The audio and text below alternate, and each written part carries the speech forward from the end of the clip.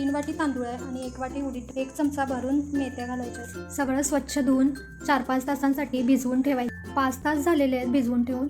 आता सगळं पाणी काढून घ्यायचं आहे आणि मिक्सरमध्ये घालून बारीक करून घ्यायचं आहे। मिक्सरमधून बारीक करून घेतल्यावर दोन्ही चांगलं एकजीव करून घ्यायचं आणि 8 ते 9 तासांसाठी गरम जागेवर ठेवायचं आहे फर्मेंट होण्यासाठी, कारण पावसाळा चालू आहे ना। तर हे भिजवून ठेवलेलं होतं।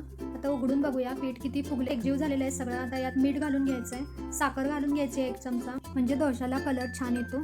पाणी घालायचं आहे अर्धी वाटी आणि चांगलं एकाच डायरेक्शननं फेटून घ्यायचं आहे। कन्सिस्टन्सी बघू शकता तुम्ही, जास्त पातळ पण नाही आणि जास्त घट्ट पण। तवा इथं गरम केलेला आहे, त्यावर मिठाचं पाणी मारून घेतलेलं आहे। जर तुम्हाला कसे डोसे पातळ जाड कसे आवडतात त्या प्रकारे घालून घ्यायचे आहे। जाळी पण बघा किती छान पडलेली आहे। त्याला पूर्ण वरचं आवरण वाळल्याशिवाय पलटायचं नाही आहे। आपलं आपण हे उचलून वर येतं, तेल घालायचं 1 चमचा। तर बघू शकता तुम्ही आपोआप उचलून वर आलेली आहे बाजू, तेव्हा काढून घ्यायचं आहे। बघू शकता तुम्ही किती पातळ झालेले आहेत आणि